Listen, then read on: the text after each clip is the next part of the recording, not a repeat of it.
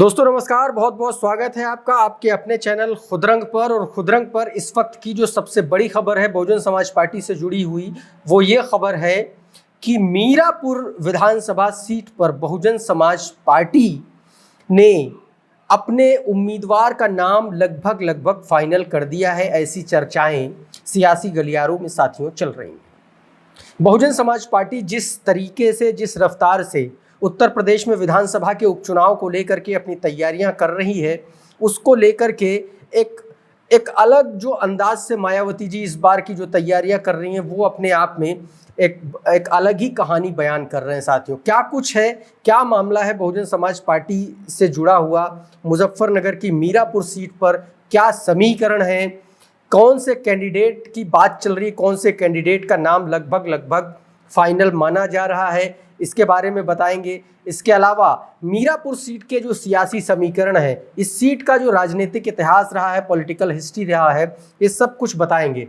लेकिन सबसे पहले बात मीरापुर से बहुजन समाज पार्टी के उस कैंडिडेट की बात करेंगे जिसका नाम चर्चाओं में, और कहा जा रहा है कि बहन जी मायावती जी ने इस कैंडिडेट को लेकर के हरी झंडी भी दे दी है। तमाम सारी मीडिया चैनल, तमाम सारी खबरें ये बता रही हैं। हालांकि मैं एक बार फिर से कह दूं, खुदरंग अभी फिलहाल इस खबर की पुष्टि इसलिए नहीं कर रहा है क्योंकि ये जो खबर है, ये तमाम सारे मीडिया चैनल्स, तमाम सारे जो स्थानीय पत्रकार हैं वहाँ के, वो इसको लेकर के लगातार इस पर चर्चा हो रही है। वो कह रहे हैं कि लगभग नाम साथियों फाइनल हो गया है। तो जिस नाम की चर्चा हो रही है वो नाम है साथियों आज़ाद समाज पार्टी, और किसी वक्त में, किसी दौर में भीम आर्मी के संस्थापक चंद्रशेखर आज़ाद के बेहद करीबी रहे शाह नज़र का।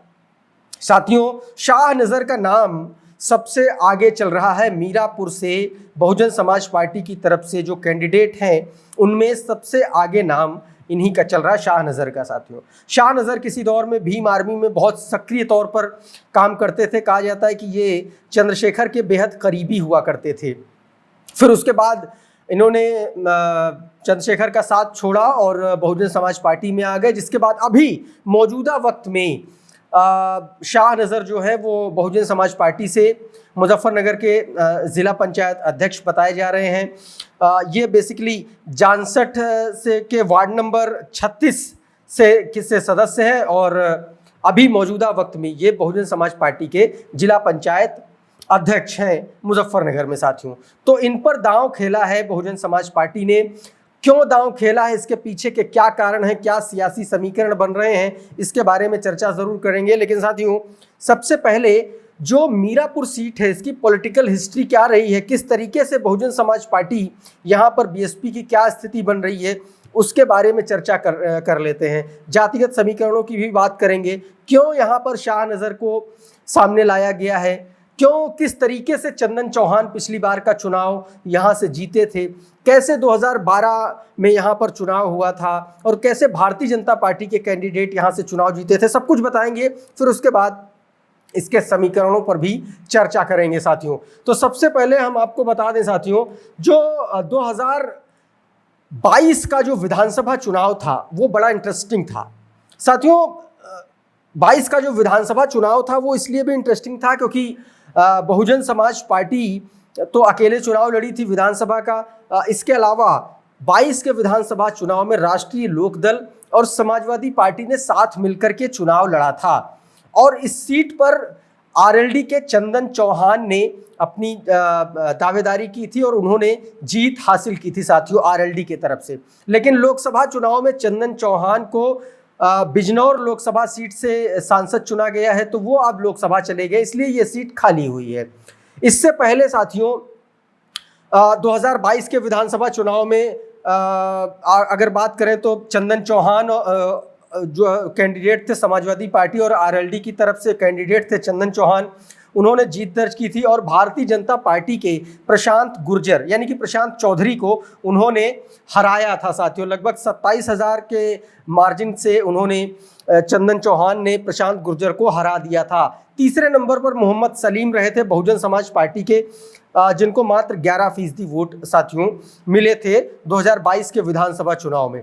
लेकिन साथियों इससे पहले 2017 का जो विधानसभा चुनाव हुआ था उसमें बड़ा इंटरेस्टिंग फैक्टर सामने आया निकल करके, और वो फैक्टर ये निकल करके आया कि यहां से भारतीय जनता पार्टी ने जीत दर्ज की। अवतार सिंह भड़ाना ने यहां पर बड़ा बहुत कम मार्जिन से यहां पर भाई बीजेपी ने जीत दर्ज की थी और उस वक्त 193 मात्र 193 वोटों से वो चुनाव जीते थे। और उनकी जीत को लेकर के तमाम सारे सवाल भी उठे थे कि बेईमानी करके जीते, ऐसी ऐसी बातें, तमाम सारी बातें चली थी, कोर्ट में भी जाने की बात हुई थी, लेकिन फिर मामला आगे जा करके डाउन पड़ गया।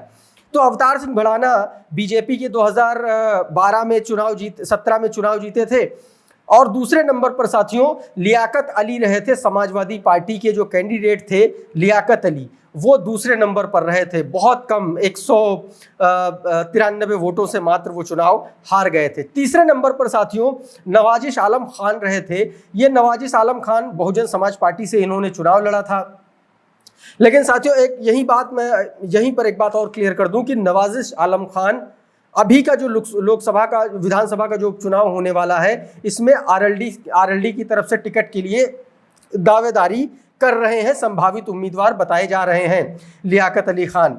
ये लियाकत अली खान 2017 में बसपा से चुनाव लड़ चुके हैं और तीसरे नंबर पर ये रहे थे साथियों। इनको 40,000 के आसपास वोट, 19% के आसपास वोट साथियों इनको मिला था।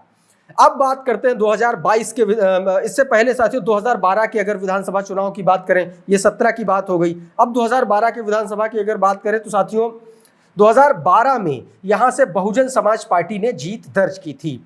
यहां से जमील अहमद कासमी ने जीत दर्ज की थी बसपा के टिकट पर और उनको 56,800 वोट मिला था, 57,000 के आसपास उनको वोट मिला था और 12,000 साढ़े 12,000 वोटों के से ज़्यादा के मार्जिन से उन्होंने साथियों हराया था लोक दल के व्यक्ति को। लोक दल की तरफ से मिथिलेश पाल ने यहां से अपनी दावेदारी की थी। मिथिलेश पाल दूसरे नंबर पर रहे थे। तीसरे नंबर पर वीरपाल नरवाल रहे थे भारतीय जनता पार्टी की तरफ से।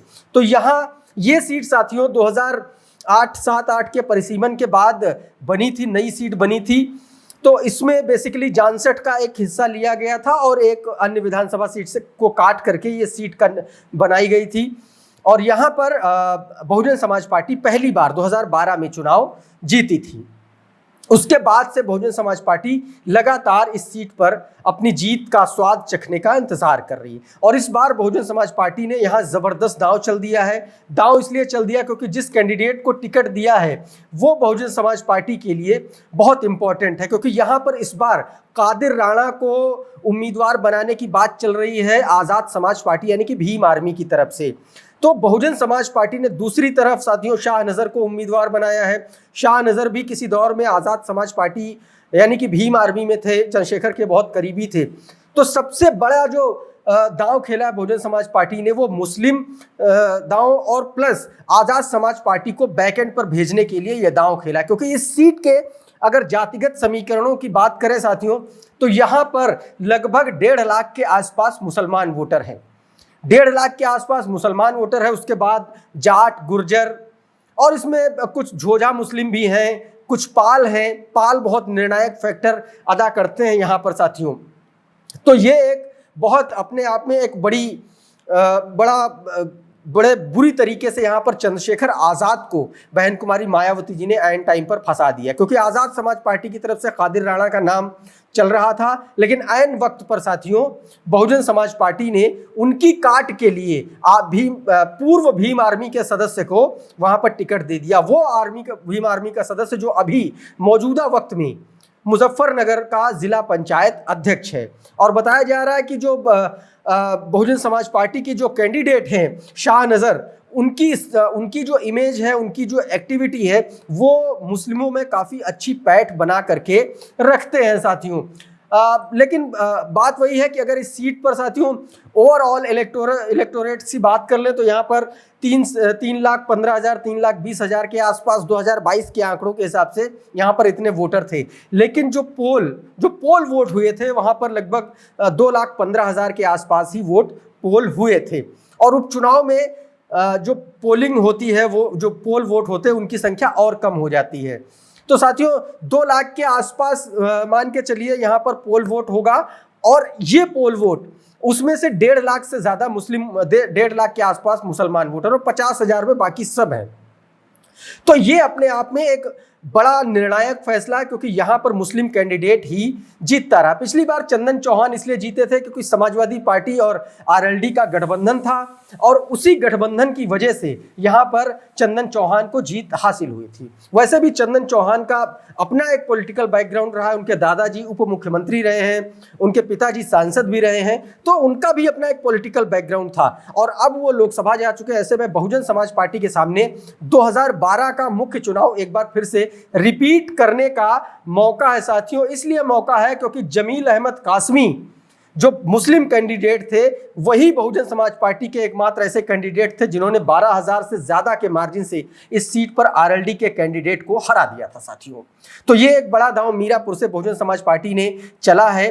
अगर ये खबर इनके नाम पर अंतिम मुहर लगती है, इस कैंडिडेट के नाम पर, तो आप यकीन मानिए कि बहुत सारे वो नाम जो चल रहे थे बहुजन समाज पार्टी की तरफ से, उसमें बड़ा कई सारे लोगों को बड़ा झटका भी लगेगा साथियों। तो साथियों ये एक बहुत इंपॉर्टेंट खबर थी, बहुत इंपॉर्टेंट जानकारी थी, मुझे लगा आप लोगों से साझा करना चाहिए। आज के इस वीडियो में फिलहाल इतना ही। ये वीडियो आपको कैसा लगा हमें कमेंट करके ज़रूर बताइए। आप हमारे चैनल पर अगर पहली बार आए हैं तो हमारे चैनल को सब्सक्राइब कर लीजिए, बेल आइकन दबा दीजिए, ताकि इस तरीके के तमाम वीडियोज़ आपको सबसे पहले मिलें। बहुत बहुत शुक्रिया, बहुत बहुत धन्यवाद। जुड़े रहिए खुदरंग के साथ। नमस्कार।